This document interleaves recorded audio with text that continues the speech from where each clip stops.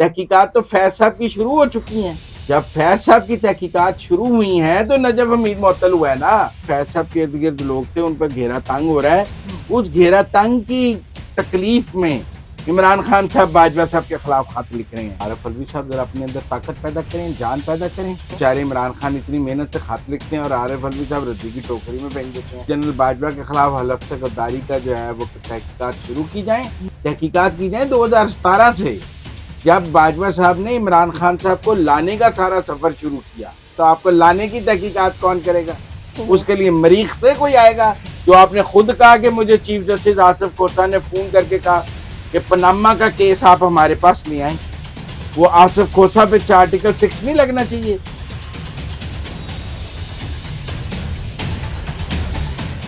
अस्सलाम वालेकुम, मुझे कहते हैं सोबिया अशरफ और आप देख रहे हैं प्रोग्राम अंदर की बात मुजम्मिल सोहरवर्दी के साथ।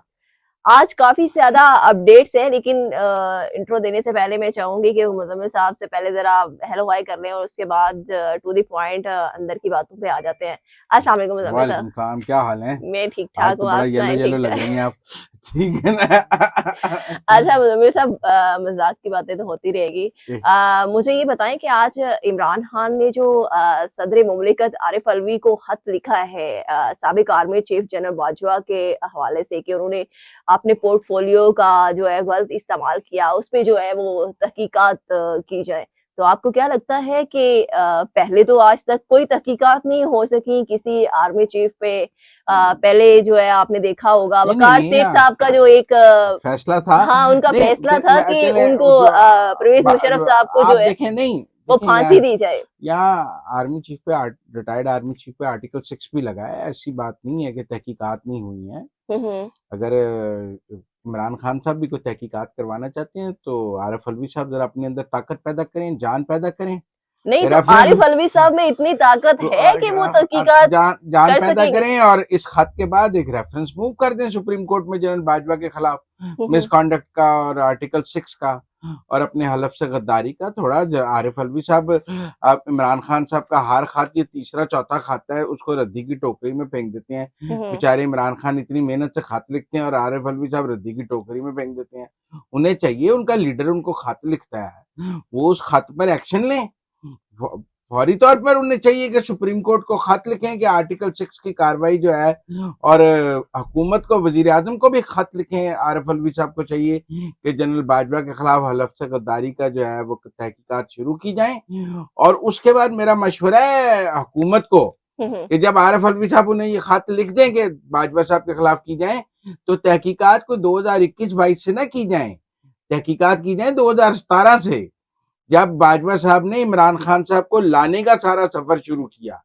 ये क्या बात हुई कि आप चाहते हैं आपको हटाने की तहकीकात की जाए, तो आपको लाने की तहकीकात कौन करेगा? उसके लिए मरीख से कोई आएगा कि वो तहकीकात करे कि जी आपको लाया कैसे गया था। भले अगर जनरल बाजवा साहब का ये जुर्म है कि उन्होंने आपको घर भेजा है, तो एक जुर्म ये भी तो है आरटीएस को बिठा के, नवाज शरीफ को जेल में डाल के, पूरी मुस्लिम लीग नून को प्लस्तर करके आपको इक्तदार में लाए। वो किधर जाएगा? वो मीठा मीठा हाफ हाफ कड़वा कड़वा थू थू ये तो नहीं ना चलेगा। मेरे ख्याल में आरिफ अलवी साहब पहले हिम्मत करें इस खत को, खबरदार अगर आरिफ अलवी साहब आपने रद्दी की टोकरी में फेंका, ये आप बड़ी गलत बात करते हैं। इमरान खान साहब आपको जो भी खत लिखते हैं आप पकड़ के रद्दी की टोकरी में फेंक देते हैं। पहले भी 2 खत पहले भी लिखे हैं उन्होंने आपको, आपने रद्दी की टोकरी में फेंक दिए हैं।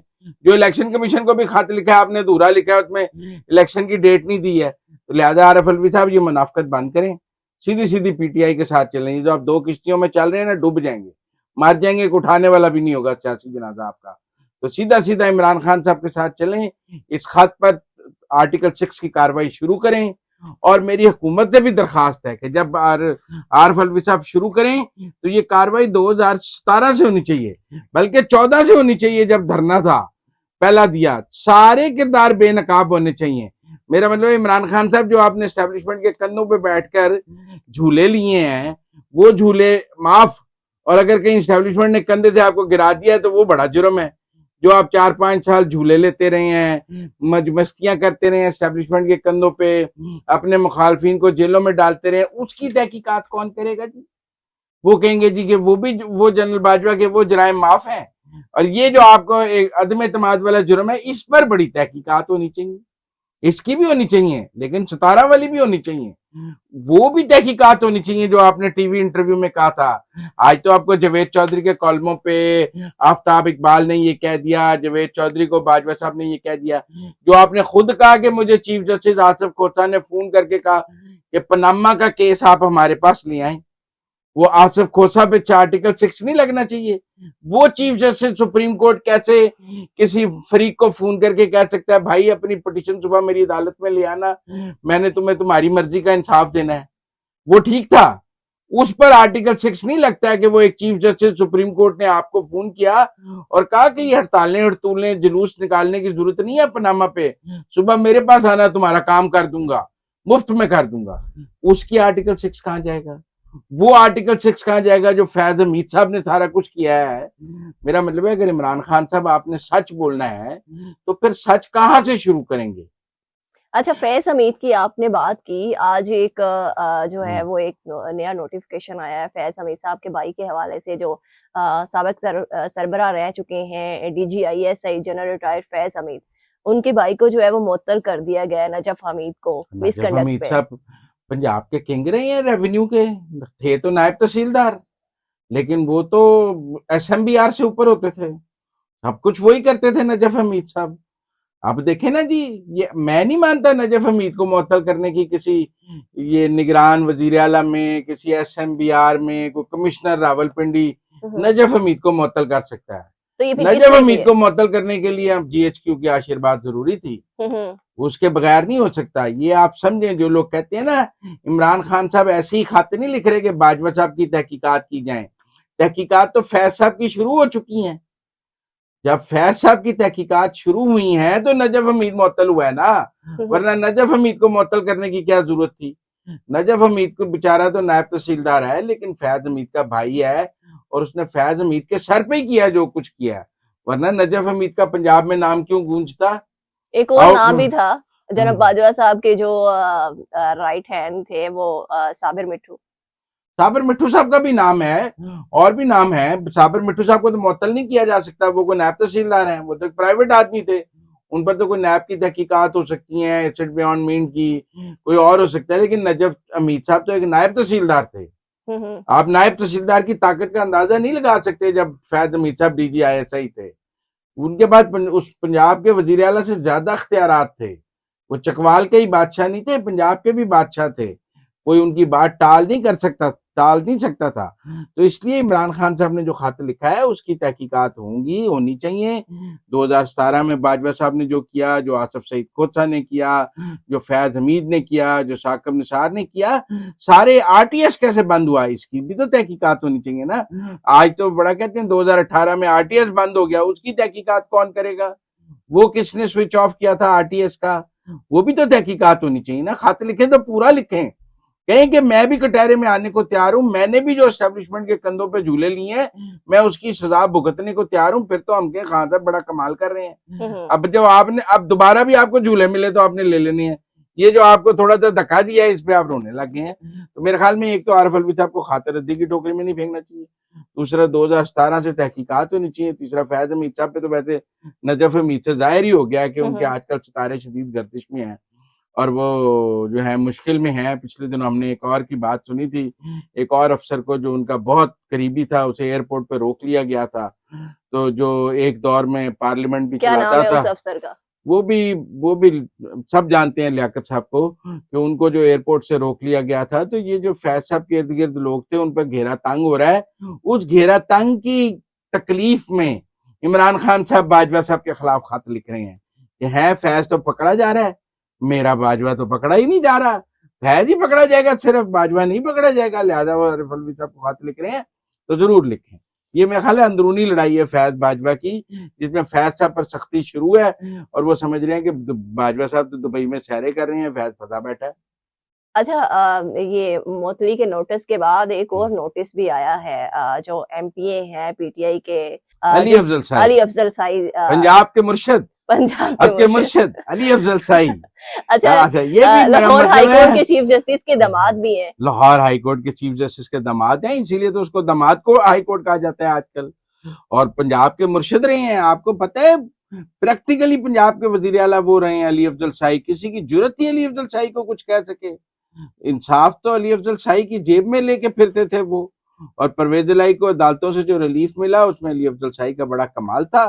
तो और ये जो नोटिस आया है ये क्या देखें, ये खींचने के लिए? CNW की करप्शन की दास्तान है। और इसमें एक SDO हमने पहले मोहम्मद खान भट्टी पे प्रोग्राम भी किया था, वो वादा माफ गवाह बन चुके हैं। अली अफजल शाही साहब उसके मिनिस्टर थे। अब वो ये कहें कि मेरे नाक तले करप्शन हो रही थी और मैं तो आंखें बंद बंद करके मियां मिट्ठू के तौर पे बैठा था, तो ये तो नहीं माना जा सकता ना। मिनिस्टर साहब, आपकी मिनिस्ट्री में करप्शन हो रही थी, आप मिनिस्टर थे, आप CNW के मिनिस्टर थे जब नीचे बोलियां लग रही थी, रेवड़ियां बट रही थी।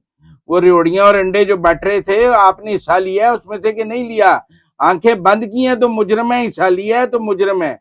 आप ये कैसे कह सकते हैं कि मेरे नीचे जो ठेके हुए हैं मैं उसका कोई, ये जो आशियाना का शहबाज शरीफ अंदर रह सकते हैं? आप बेकसूर हैं, आप पर कुछ नहीं हो सकता। आप बतौर मिनिस्टर जिम्मेदार हैं, हर ठेके के हर करप्शन के रूल्स ऑफ बिजनेस पढ़ लें। तो मैं नहीं समझता आप बचेंगे। नैब ने अनकरीब नोटिस इनकी भेजा गिरफ्तारी है, हो सकती है। मुझे लगता है उनको प्री अरेस्ट बेल बड़े आराम से मिल जाएगी। उसकी वजूहत सबको पता है, वो को बताने की जरूरत थोड़ी है। मुर्शिद हैं, बेल घर चल के आ जाएगी। जैसे आजकल इमरान खान साहब भी इसी कोशिश में हैं कि जमानत घर चल के आ जाए, अदालत ना जाना पड़े, तो इनको भी घर चल के जमानत मिल जाएगी। ऐसी कोई बात नहीं है। अच्छा, तीसरा सॉरी चौथा जो आज परवेज इलाही साहब की RTO आई है, उस पे क्या कहेंगे आप? अब परवेज इलाही साहब क्या कह रहे हैं? एक खास जज का नाम ले रहे हैं कि मेरा केस उस जज को लगवा दो। और उन जज साहब को तो आज के बाद परवेज इलाही, उनके अलाइड PTI के तमाम केसेस सुनने से माजरत कर लेनी चाहिए। इस ऑडियो आने के बाद जिसमें उनका नाम लेके कहा जा रहा है कि केस उधर लगवा दें, केस उनको लगवा दें, उन्हें ये कहना चाहिए कि आज के बाद इनका कोई केस मुझे ना लगाया जाए। कोई जुडिशियल एथिक्स भी कोई चीज है। और फिर एक ही बेंच सारे मुकदमे सुनी जा रहा है, नीचे भी एक ही जज हैं जो सारे मुकदमे सुनी जा रहे हैं, ऊपर भी एक ही जज हैं, बाकी जज छुट्टी पे भेज दें। जब आपने 3 जजों ने सारे मुल्क का निजाम चलाना है, 4 ने, तो आप बाकी आपने जज सुप्रीम कोर्ट में रखे क्यों हैं? आप सबको छुट्टी पे भेज दें, उन्हें कहें जी जब तक हम मौजूद हैं आपको काम करने की तो कोई जरूरत नहीं है, सारे केस तो हमने खुद ही सुनने हैं। बेंच फिक्सिंग हो गई है, एक ही बेंच है, वही सब कुछ करेगा, वही फैसले करेगा, लोगों की किस्मत का हाल लिखेगा। मैं समझता हूँ ये बेंच फिक्स, जिस तरह सू मोटव ने पाकिस्तान की अदलिया को नुकसान पहुंचाया है और जहर कातिल बन गया कि आज कोई चीफ जस्टिस सू मोटव लेते हुए शर्माता है कि लोग बेइज्जती करेंगे, ये बेंच फिक्सिंग भी अब चीफ जस्टिस साहिबान के लिए ना एक जो है जहर कातिल बन गई है। ये बेंच फिक्सिंग का अख्तियार इनको बांटना पड़ेगा, मिलकर बेंच फिक्सिंग होनी चाहिए सीनियर जजेस के साथ। ये चीफ जस्टिस एक ही बेंच को सारे मुकदमे लगाए जाते हैं, वो इंसाफ का कत्ल है। अच्छा, ये बेंच फिक्सिंग जो है ये उस वक्त सामने आई थी जब 5 जजेस ने फैसला सुनाया था जब पंजाब की वजारत आला का मुकदमा था शुजात साहब के खत का, तो वफाकी हुकूमत ने इनसे कहा जाकर कि आप फुल कोर्ट बना दें। इन्होंने कहा नहीं, हम ही सुनेंगे। भाई आपने क्यों जिद की? पूरे पाकिस्तान की 56% आबादी का मुकदमा है, एक सबसे बड़े सूबे की हुकूमत का मुकदमा है, फुल कोर्ट सुन लेता तो क्या मसला था? जजों की इज्तिमाई राय आ जाती। या एक जज काजी ईसा के शोकाज को फुल कोर्ट ने सुना है, तो क्या पंजाब की हुकूमत का मुकदमा नहीं? ये अभी पंजाब में 90 दिन के इलेक्शन पे हुकूमत ने कहा फुल कोर्ट बना दें, जज साहब ने कहा नहीं मैं ही चुनूंगा, मैं फुल कोर्ट नहीं बनाता। भाई क्यों नहीं बनाते? जब हुकूमतों का मामला है तो एक जज का, एक बेंच का क्या इंटरेस्ट है कि वो कहते सिर्फ मैं ही चुनूंगा?